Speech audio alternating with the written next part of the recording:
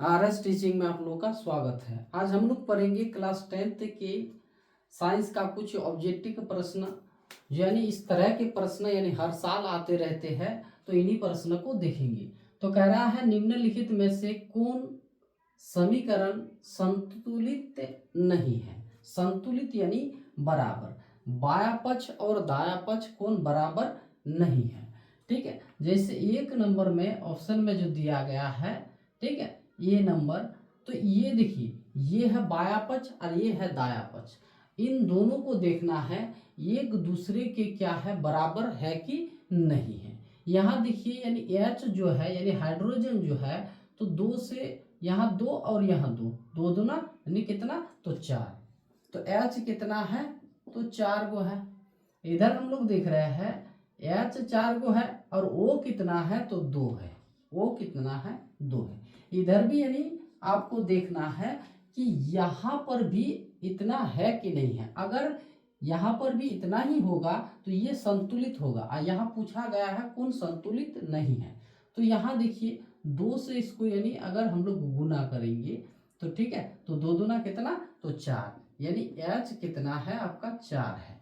और ये जो यहाँ है इसका मतलब क्या है, ये 2 है तो हाइड्रोजन के साथ भी है और ये ऑक्सीजन के साथ भी है, यानी O भी कितना है, 2 है। तो दोनों तरफ देखिए यानी एक जैसा है। ठीक है, तो ये तो हो गया आपका क्या, संतुलित। फिर इसमें देखिए के जो है ना, तो के HCl और O, यहाँ देखिए 2 से यानी गुना है, तो 2 से गुना है यानी के भी कितना है, 2 गो है। Cl भी कितना है, तो 2 गो है। O कितना है, तो 2 इधर है, फिर यहाँ पावर में यानी कितना है, 3 है, तो 3 दूना कितना, तो 6। तो K कितना है, तो 2 है, कितना है, 2 को है। और Cl कितना है, तो ये भी कितना है, तो 2 गो है। और O देख रहे हैं, O अगर मिलाएंगे तो 2 से इसको गुना कीजिए तो कितना, 6 गो है। तो इधर भी देखिए आप इसके साथ देखिए यानी के कितना है, 2 है, और इसके साथ भी ये गुना में है, तो यानी Cl भी कितना है, 2 है, ये मिल रहा है। यहाँ देखिए 2 से 3 से 2 को गुना कीजिए तो 3 दूना 6, तो यानी O भी कितना है, इधर भी यानी 6 है। तो ये भी क्या हो रहा है आपका, संतुलित तो हो रहा है, क्योंकि दोनों तरफ यानी बराबर है। ठीक है, चलिए आगे देखते हैं। असंतुलित पूछा गया है, इसलिए अगर संतुलित पूछा जाता तो ये भी हो जाएगा, ये भी हो जाएगा। इसमें देखिए यहाँ H कितना है, तो 2 गो है। यहाँ Cl कितना है, तो 2 है। यहाँ देखिए तो ये जो इसके साथ तो गुना में है, यानी ये ऐसे जो है तो ये इसका पावर जो है तो ये 2 गो है, और ये जो इसके साथ गुना में है ये भी कितना है, 2 है, और H भी कितना है, 2 है। ठीक है, तो देखिए Cl कितना है, 2 गो इधर है, इधर भी 2 गो है, और H यानी हाइड्रोजन देखिए इधर कितना है, 2 गो है, तो इधर भी 2 है, यानी ये भी क्या है आपका, संतुलित है। जब ये भी संतुलित है, ये भी संतुलित है, और ये भी संतुलित है, यानी सी भी, तो आंसर जाहिर सी यानी डी होगा। तो चलिए हम लोग मिला लेते हैं। चलिए Pb यहाँ देखिए, Pb जो है यहाँ कै गो है, 1 है, और NO जो है इसके साथ फिर ये क्या है, गुना है, यानी 3 दूना कितना है, 6 है। तो इधर भी Pb कितना है, 1 है, और यहाँ O देखिए कितना है, 6, तो यहाँ मिल रहा है, यहाँ 2, यहाँ 2, 4 और ये 5। तो ऐसे ही यानी यह क्या है, यानी असंतुलित है। तो आंसर क्या होगा, यानी पूछा गया है कौन अंश असंतुलित है, तो यानी आंसर क्या हो जाएगा, डी हो जाएगा। ठीक है, चलिए 2 नंबर क्वेश्चन कह रहा है निम्नलिखित में कौन संतुलित रासायनिक समीकरण है। अभी पूछा गया है कौन संतुलित रासायनिक समीकरण है, संतुलित पूछा गया है। तो ये देखिए इधर Na इधर कितना है, 1 है, इधर देखिए इधर भी कितना है, 1 है। चलिए त्रिकासन दे देते हैं तो दोनों तरफ का, और यहाँ हाइड्रोजन यानी H देखिए कितना है, 2 है, और O कितना है, इधर 1 है। ठीक है, तो इधर भी हम लोग मिलाएंगे तो एन ए एक है सही। चलिए ओ कितना है, तो ओ इधर हम लोग मिलाए थे तो एक है, तो इधर भी एक है। एच देखिए यहाँ एक है और यहाँ है 2 गो, तो कितना हो जाएगा 3 गो। तो देखिए ये यहाँ जो एच जो है यानी ज्यादा हो रहा है, तो इसके साथ ये क्या संतुलित नहीं हो रहा है, यानी इसके साथ ये बराबर नहीं हो रहा है। तो ये तो क्या हो गया असंतुलित, ये आंसर नहीं होगा क्योंकि यहाँ पूछा गया है संतुलित पूछा गया है।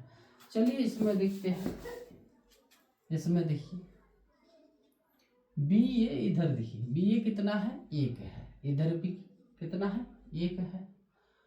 सी एल कितना है यहाँ तो 2 है, तो यहाँ देखिए इसके साथ जो ये गुना में है यानी सी एल भी यहाँ भी कितना है 2 है। ठीक है।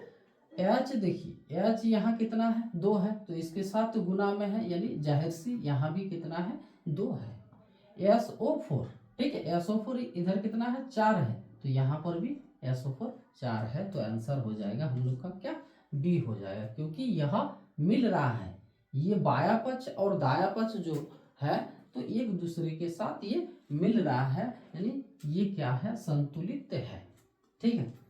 चलिए तीसरा नंबर क्वेश्चन कह रहा है किसी गोलीय दर्पण की फोकस दूरी प्लस, देखिए प्लस कितना, प्लस चाहे यहाँ 20 रहे 10 रहे 5 रहे कुछ भी रहे, अगर प्लस में है ठीक है, तो यह गोलीय दर्पण किस प्रकार का है। चलिए हम लोग जो मैथ में हम लोग देखे थे यानी ग्राफीय विधि से इस तरह का, यहाँ क्या मूल बिंदु ठीक है, तो इधर जितना भी है तो ये माइनस में आ रहा था, -1 -2 -3 -4 ठीक है, यानी x डैश और x वाला यहाँ क्या 1 2 3 4 5 ठीक है। तो ये देखिए ऊपर भी जाइएगा तो ये क्या हो जाएगा फिर प्लस हो जाएगा, और नीचे आइएगा तो फिर ये क्या हो जाएगा माइनस में हो जाएगा। ठीक है।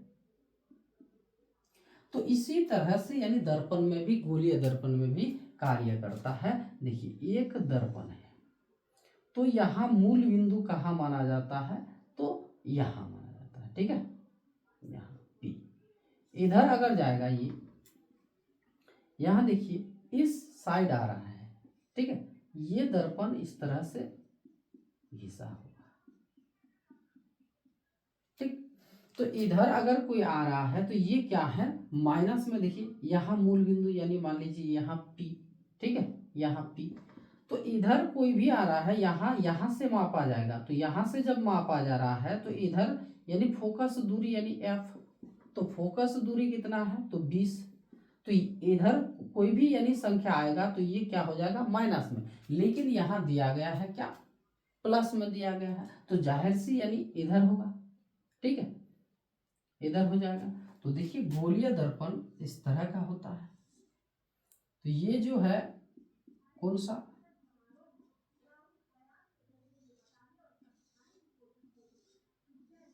ये अवतल दर्पण और ये हो जाएगा उत्तल दर्पण। ठीक है, तो इसका जो होता है तो इसका फोकस दूरी यहाँ और केंद्रक यहाँ हो जाएगा, तो इसका क्या हो जाएगा फिर, तो इधर हो जाएगा F और इधर हो जाएगा C, यहाँ हो जाएगा P, यहाँ हो जाएगा P। तो ये दर्पण देखिए ये वाला कौन सा दर्पण है, तो अवतल दर्पण। ठीक है, तो अवतल दर्पण में क्या होता है माइनस में होता है, और उत्तल दर्पण में जो होगा तो वह प्लस में होगा। तो यही पूछा गया है किसी गोलीय दर्पण की फोकस दूरी अगर प्लस हो रहा है, क्या हो रहा है प्लस हो रहा है, तो जाहिर सी ये वाला होगा। ठीक है, तो ये प्लस में हो रहा है तो ये आंसर हो जाएगा क्या उत्तल दर्पण हो जाएगा। कौन सा दर्पण, उत्तल दर्पण। ठीक है, अगर माइनस यहाँ रहता तो यानी क्या हो जाएगा फिर अवतल दर्पण हो जाएगा। ठीक है, चलिए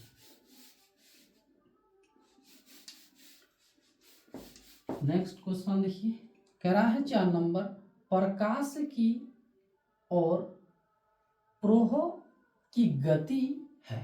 तो प्रकाश की ओर जो गति करता है, देखिए एक पौधा क्या, एक आप लोग पढ़े होंगे, एक गमले में अगर पौधा लगाया गया है तो ये जो है इसका जड़ जो होगा नीचे की ओर, ठीक, और ये प्रकाश की ओर गति करती है, ठीक है।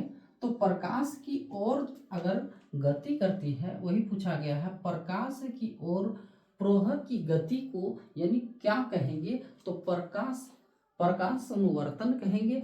और यह कहाँ, तो यानी नीचे की ओर यानी मिट्टी की ओर, तो ये हो जाएगा गुरुत्व आकर्षण के चलते, तो ये हो जाएगा फिर क्या, गुरुत्वानुवर्तन। तो यहाँ गुरुत्वानुवर्तन यानी नीचे की ओर नहीं पूछा गया है, धरती की ओर, ये प्रकाश के माध्यम से, तो कह रहा है प्रकाश की ओर जो गति की ओर प्रोह की गति करते हैं, तो इसको कहेंगे हम लोग, क्या कहेंगे, तो प्रकाशानुवर्तन कहेंगे। क्या कहेंगे, प्रकाशानुवर्तन कहेंगे, ठीक है।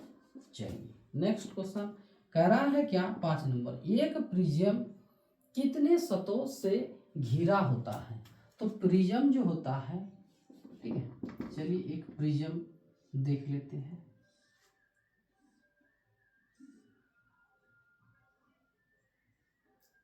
ठीक है,